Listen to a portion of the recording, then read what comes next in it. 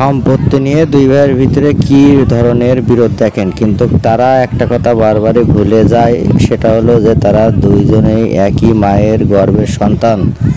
তারা যেভাবে সমানভাবে তার মা কিন্তু তাদেরকে মানুষ করেছে, তারপরে দেখেন এতটুকু একটা সম্পদ, সেই সম্পদটা নিয়ে দুই ভাইয়ের ভিতরে কতটুকু মারামারি হানাহানি চলছে।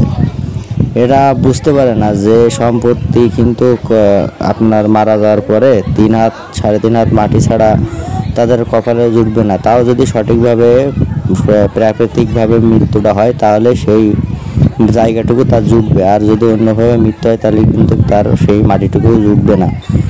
তো দর্শক, আপনারাই বলুন যে এই ধরনের ভাই ভাই বিরোধটা মোটেও তাদের উচিত হচ্ছে না, এক জায়গায় বসে মীমাংসা করতে পারত।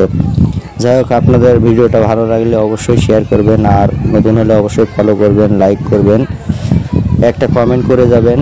আর যদি আমার ভিডিও নিয়ে কোনো অভিযোগ থাকে বা যদি আপনাদের কোনো মতামত থাকে তাহলে অবশ্যই সেই ভিডিওর কমেন্টে লিখবেন এবং আমার সাথে থাকবেন। সবাইকে অসংখ্য ধন্যবাদ আমার ভিডিওটি শেষ পর্যন্ত দেখার জন্য।